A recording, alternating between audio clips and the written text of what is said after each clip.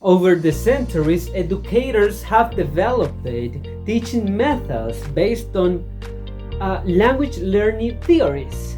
These methods influence teaching practices and often persist in contemporary education. My name is Carlos Acosta, and in this presentation, we'll explore the concept of Poupular Methodology. In a sense, when discussing teaching methods, it is crucial to differentiate between the how and the why. This distinction allows educators and researchers to dissect, analyze, and compare different approaches to teaching, fostering a more informed and insightful conversation about effective pedagogy.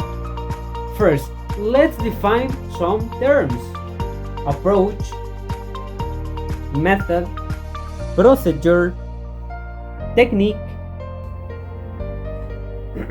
Okay, an approach in language teaching is a theoretical framework that underpins teaching practices by defining how language functions, how it is learned, and the conditions for effective learning. It informs the why and how of language instruction. A method is the practical application of a specific educational approach. Methods involve various procedures and techniques. When a method has fixed procedures aligned with a clearly defined approach, it's easy to describe. However, if it incorporates procedures from multiple sources, it becomes more difficult to label it as a distinct method. A procedure is a structured sequence of steps or actions providing a clear how-to guide for performing a specific task or activity. It falls between a technique and a teaching method in terms of complexity and scope. A technique is a method for achieving a specific goal, often involving a set of organized steps. A technique could be silent viewing, where students watch a video without sound to get the dialogue. It's a specific activity to promote visual inference skills. Popular teaching methodologies encompass various ideas and approaches, collectively shaping the landscape of English language teaching. The development of language teaching method has its roots in debates over formal versus informal language instructions and the place of the student's first language in the classroom. In the 19th century, as foreign language learning became part of the school curriculum, a need of a more systematic approach arose, giving rise to the grammar translation method as one of the earliest language teaching methods. What that consists of? This method involves teaching students by explaining grammar rules in their native language, providing sentences that illustrate these rules, and having the students translate these sentences between their native and the target language. By the other hand, the direct method emphasizes on inductive learning. In this approach, students discover language rules naturally through exposure to the language in context. In other words, teachers and students interact primarily in the target language, using real world objects, images, and conversations to convey grammatical concepts and meanings. The audiolingual method focuses on cultivating positive language learning habits through continuous reinforcement. It relies on repetitive drills, incorporating substitution to facilitate incremental learning, while minimizing the risk of errors. It emphasizes communication over grammar but has varied interpretations. It encompasses two strengths, focusing on language functions and involving students' meaningful communication tasks. CLT has evolved to balance communication and explicit language instructions, often used alongside traditional methods in modern classrooms. This advocates for a return to materials and technology-free classroom environment where language, through dialogic interpretations between teachers and students. This approach emphasizes the importance of focusing on the learners and relevant content in the teaching process.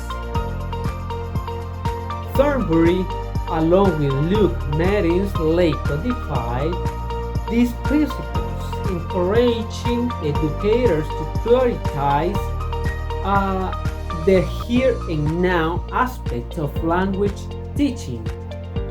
Easily, it is seen as the practical application of communicative language teaching principles. Task-based learning, or TBL, involves three basic stages. Task stage introduction of the topic, vocabulary, and task instruction. Task cycle stage, students work on the task in pairs or groups, planning and reporting their experiences. Lastly, we have language focus stage, review and discussion of language elements from the task with correction and practice activities. The lexical approach emphasizes the importance of teaching and learning phrases and collocation as a key element of fluent language production, but its full integration into language teaching methods remains a subject of debate and ongoing development. The procedure is linked to audiolingual and oral situational methods commonly used in teaching lower-level language skills. It involves introducing a language within a context, practicing it through techniques like choral and individual repetition, and then having students use the language to create their own sentences in a production phase. But which method? What approach? There is a multitude of suggestions and approaches, making it challenging to decide which one to follow. While some enthusiastic proponents of humanistic methods remain faithful to their founders' principles, certain language schools enforce a single teaching approach and asserted as the most effective. However, the majority of teachers and educational institutions adopt a more flexible approach, exploring various methods to determine their potential benefits. In language teaching, there is a shift away from rigid methods toward flexibility and context sensitivity. Teachers are encouraged to prioritize goals like fostering autonomy and adapting methods to fit the specific learning environment. Cultural differences and students' feedback play important roles in shaping teaching approaches. It's crucial for teachers to align methods with their beliefs about effective language learning.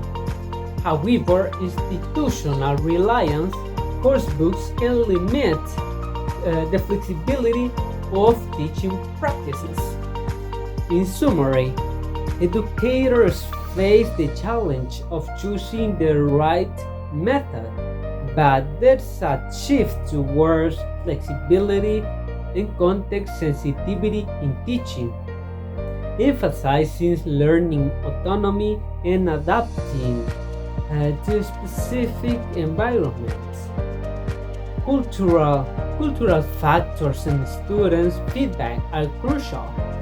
Effective language teaching requires a balance between theory and practice, with the educators continuously exploring adapting methods to meet diverse learner needs. Thanks for watching this video.